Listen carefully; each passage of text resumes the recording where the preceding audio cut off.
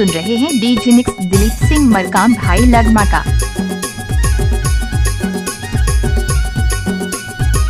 DJ remix by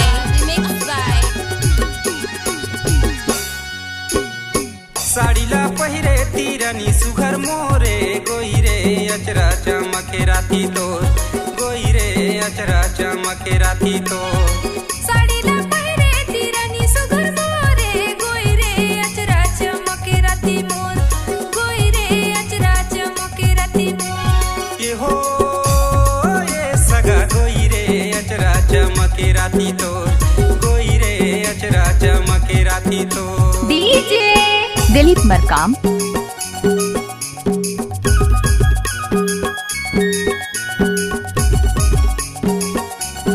अब आएगा असली मजा। अरे जा जा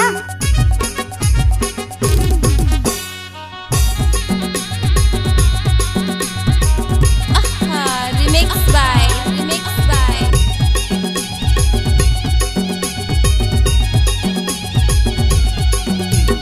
गजब आइटम है रे। कमर कर धनिया गोइरे तिरनी हिलोर मारे तोर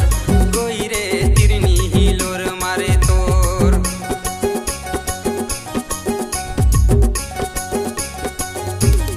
काहे के हिले रे पगर के कलगी गोइरे घुमरी घुमरी मादर ढोल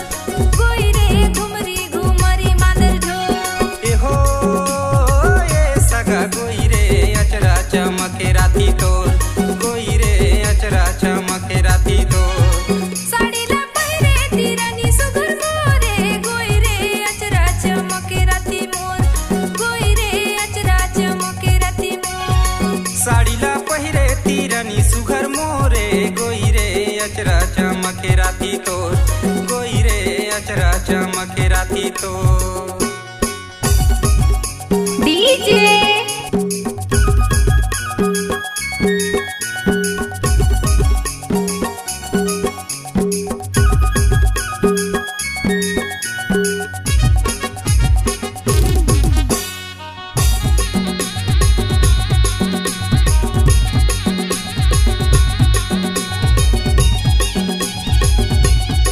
गजब आइटम है रे।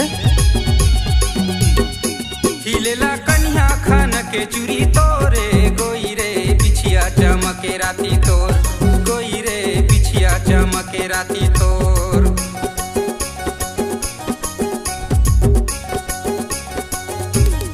काहे के देखी हिले मन मोरे गोइरे काने चमके वाली मोर गोइरे काने चमके वाली मोर ए हो ये सगा गोइरे अचरा चमके राती तोर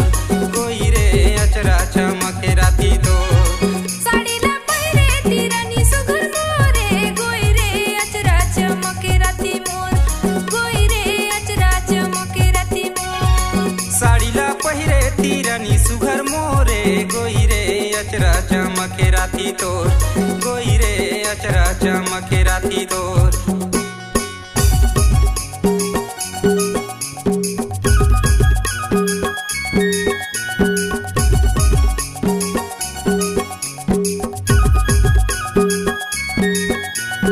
इस गाने को मिक्स किया है दिलीप सिंह मरकाम भाई गाँव लगमा वाले।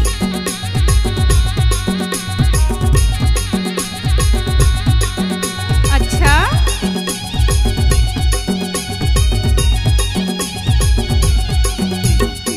हिलेला खोपा खोपा मडारे फुंदरा गोइरे नथनी चमके राती तोर गोइरे नथनी चमके राती तोर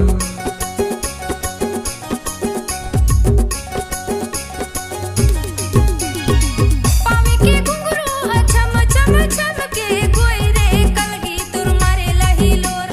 गोइरे कलगी तुर मारे लही लोर ए हो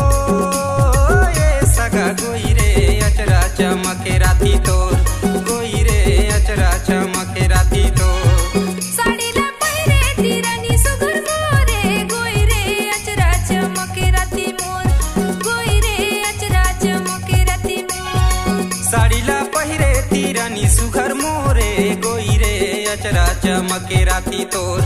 गोई रे अचरा चमके राती तोर ओरे जागा गोई रे अचरा चमके राती मोर